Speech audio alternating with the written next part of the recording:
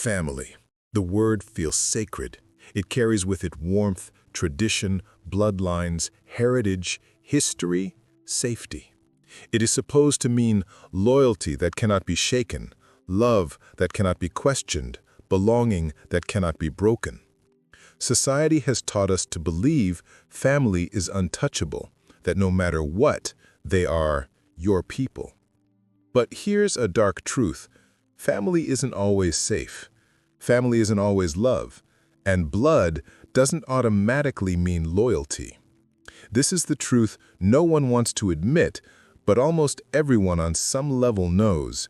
Some of your worst pain has come from people you share your last name with. This is terrifying to accept because family is supposed to be different. Friends can betray, lovers can leave, but family?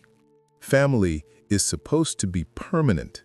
Yet permanence is an illusion without respect. Permanence shatters when envy lives inside the bloodline. Permanence vanishes when family members gossip, sabotage, ridicule, or dismiss your worth.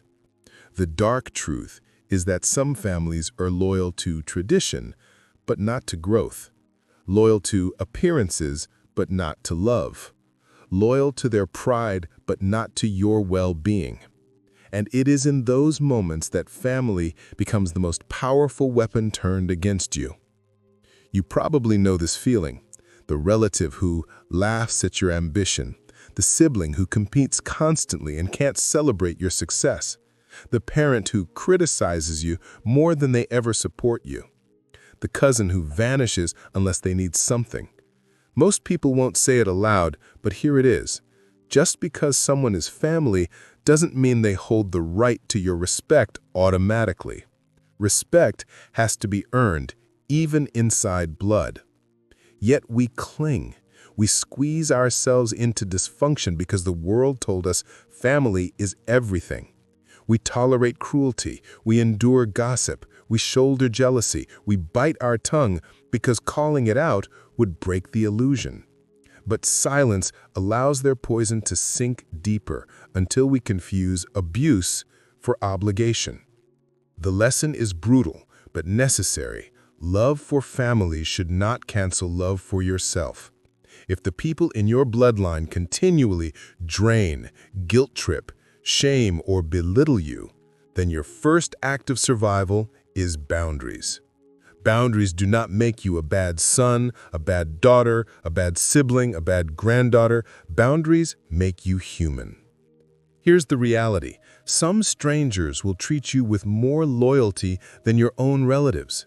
Some outsiders will protect your heart more sincerely than those who share your DNA. Loyalty isn't genetic, it's chosen. And too many people waste their entire lives begging for approval from family members who secretly resent them, rather than investing in genuine connections that breathe life back into their spirit. The darkest truth about family is that the title can blind you. You keep forgiving without accountability. You keep expecting change without evidence. You keep defending them to outsiders while they cut you deepest in private. And you do all this because you've been told family is forever. But no bond is forever if it rots from the inside out.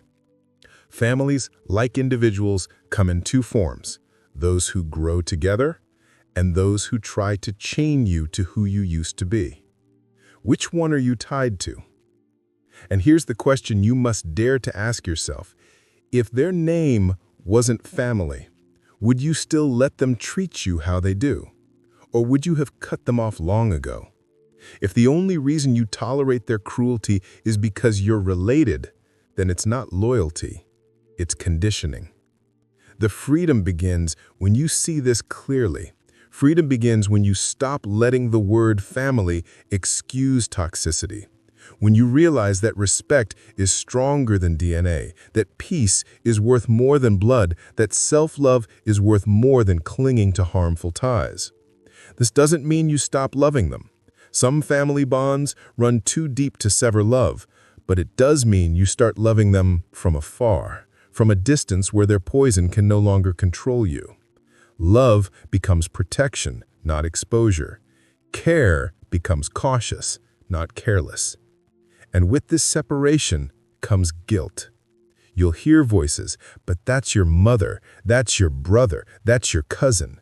But those words mean nothing if the role is not lived. A title does not excuse betrayal. The transformation inside you happens when you no longer let manipulation hide beneath the banner of family. When you see clearly, you realize you were never wrong for craving more respect, more love, more loyalty. What was wrong was staying blind to the fact some families simply cannot give it. The darkest truth of all is also the most freeing. You may not be able to choose the family you were born into, but you can create the family you belong to.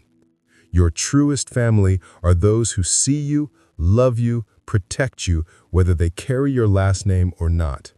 And once you accept this, bloodlines matter less than soul lines. The word family is sacred only when it is lived, when it is practiced, when it is proven in loyalty.